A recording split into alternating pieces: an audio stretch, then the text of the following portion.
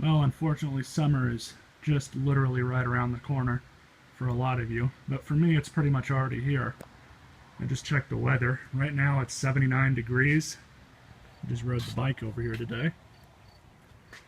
Now, for today's video, I didn't show you guys in any sort of video, but I finally got the correct bail cable for this, brake cable, and this one does indeed work. One thing I'm going to need to do here is pull the carburetor off and give it a good cleaning. After that's done, provided I can get this thing running, then I'll give it a more thorough cleaning than I did before, which I used the pressure washer here before. You might be wondering about this one. This one I'm waiting on a new self-propelled blade adapter. This thing right here. Unfortunately, I had to buy a new one of these, and I would have used this one, but it's just bent very slightly, so I can't get the bolt to thread into the bottom of the motor. Enough of me talking. Let's go ahead and pull the carburetor off this thing and see what we can find out. Okay, so what we have with this lawnmower, as you guys can see, the vane that comes off the motor controls this first flapper valve. Butterfly valve is really stiff. Only now does it actually want to retract because I've moved it around quite a bit. Obviously I need to take the carburetor off to clean it out a good amount. And you can see there's just a bunch of varnish and just grime all over everything. That's really, I see this a lot with these AutoChoke lawnmowers for some reason. But I'm going to go ahead and pull the vane off and just kind of set it to the side. And then I'm going to pull the carburetor out.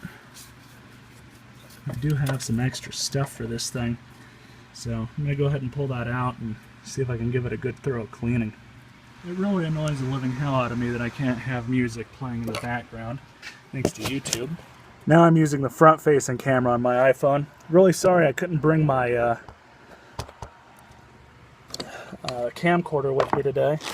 Couldn't fit it in my pocket when I took the bike, so. But anyways, I'm going to go ahead and pull this bowl off. I really need to clean up my workbench here. That's a proper socket.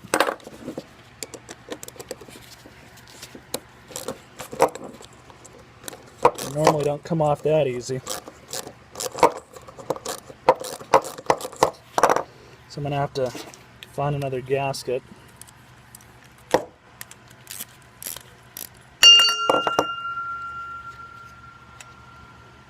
It's actually not that bad. Oh yeah, there's definitely some old gas in this thing. Go ahead and pry it a little bit. Don't worry guys, I'm going to go ahead and clean the hell out of this thing either way. We have some dirty, dirty gas. It's not the worst I've seen, but it definitely does need to be cleaned. I'm going to do now, go ahead and pull. I'm going to set the bowl over here, try and salvage that. This has got some, definitely got some grime on it. You guys can see that. Some green, nasty stuff on it. There you go. Throw that in there. I'm going to go ahead and pull the pin out. So I've got the pin. Throw that in the bowl. Carefully remove the float. There's the needle.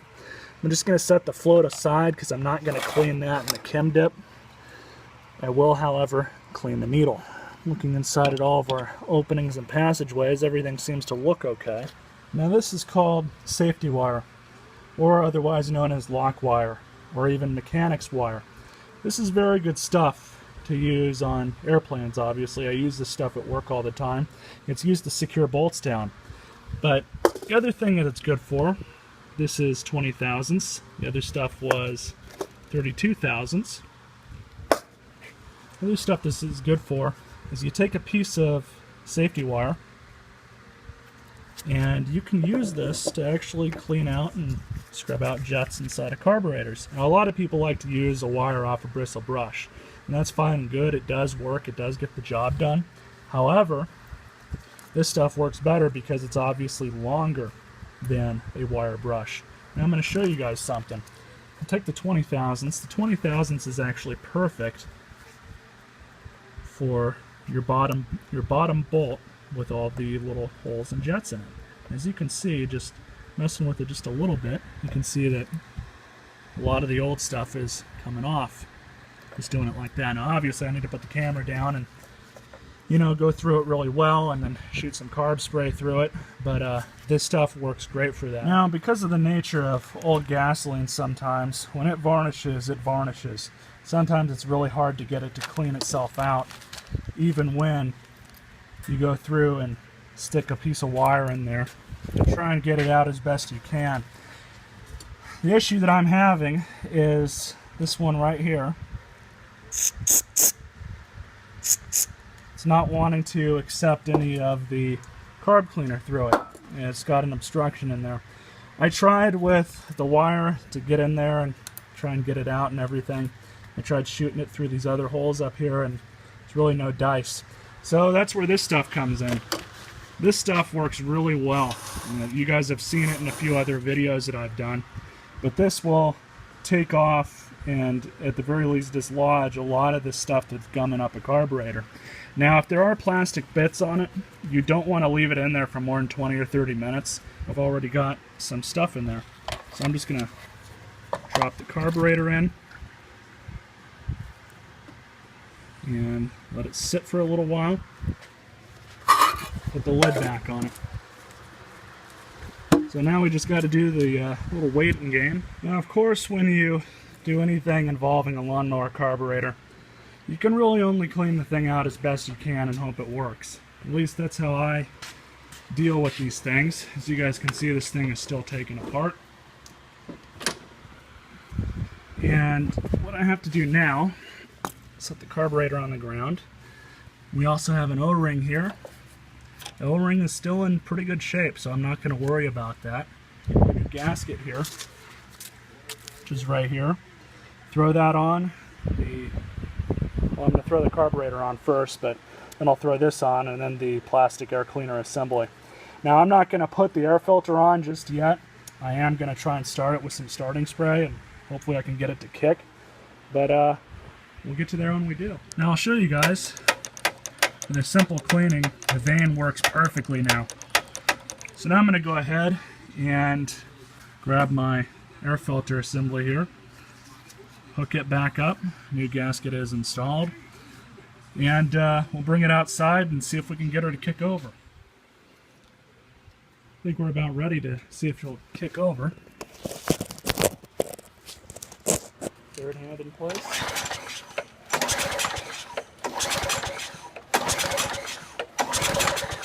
Oh, there is a little kick.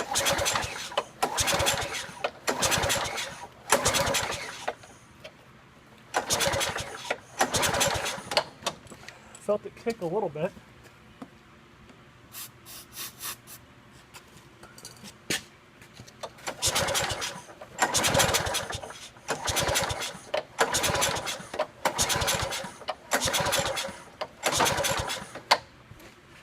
Well, I really don't like providing you guys with videos that don't have a positive outcome, but some of you guys I'm sure would want to know what's going on with this thing either way.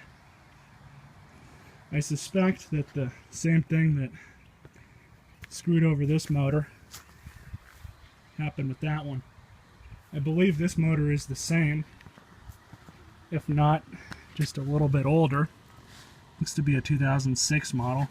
The problem with this one, if you guys don't remember or you're new to this channel, is it overheated and a valve seat let go. It's very common in these motors that happens actually. These 6 3/4 torque Briggs motors love to do that. It's very unfortunate. It really is. And I suspect that the same thing happened to this one. I do believe that while it does still have a reasonable amount of compression, it's doing the exact same symptom that one was doing just with compression. Meaning, when I hold the bale cable down and yank it a few times with starting fluid and without, it'll kick a couple times, but it won't actually keep going. It just kicks and then doesn't do anything after that. Exactly like that one was doing. So it's unfortunate, but I believe that the motor in this one is pretty much gone. And the other unfortunate part is just because of the physical condition of the motor. If I had another valve and valve seat on hand, I'd change it, but it's really just not worth it on these older lawnmowers. If you buy them new, you're looking maybe about 40-50 bucks. This is maybe about a $100 lawnmower. Probably closer to 80 because it doesn't have the bag on it. But when you start really getting into things like that, it just really isn't worth your time to fix and replace them, unfortunately. So what I'll probably end up doing with this one is keeping the deck, and then hopefully I can find another motor for it.